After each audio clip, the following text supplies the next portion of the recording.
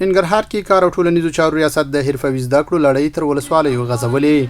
تازه یې همدغه تېره ورځ د دې ولایت په څلورو ولسوالیو کوټ، بټي کوټ، اچین او نازیانو کې 210 تنو ته په موبایل ترمیم او خیاطۍ برخو کې د ټي ډي ایچ ادارې په مالي ملاتړ او ستاسې غږ موسسې په تخنیکي همکارۍ د زده کړو زمینه برابره کړه. زموږ 210 تنه ځوانان او خویندې ورونه هغوی په 2 حرفو کې د روزنې تر لاندې ونیول شو چې نن د هغوی د سنټرونو هغه افتتاحیه پروګرام چې نن عملا د هغوی هغه زده کړې پیل شوې. تقریبا 6 میاشتې پروسه ده.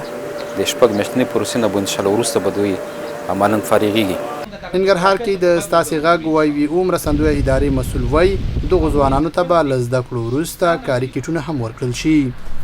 ځوانان دي چې هغه په شخصي کارونو کې اخته دي او مکتب ته نه ځي، نو دلته ورته موږ د دې ترڅنګ کې مسلکي زده کړې ورته کوو، دوی ته سواد آموزي زده کړې هم ور زده کوو چې هغه لیک لوست هم زده کړي.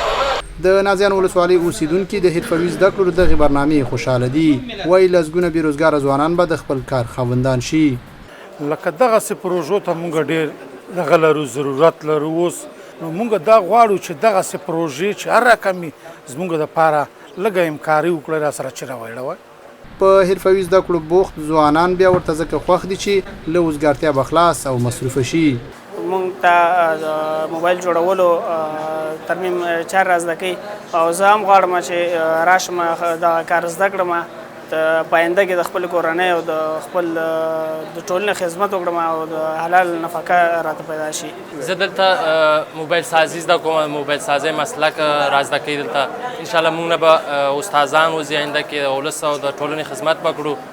د ننګرهار کار او ټولنیزو چارو ریاست د مسؤلینو په وینا چې تر دا مهاله ورسره د ننګرهار په بېلابېلو حرفوي مرکزونو کې له 2000 ډېر ځوانان په زده کړو بوخت دي.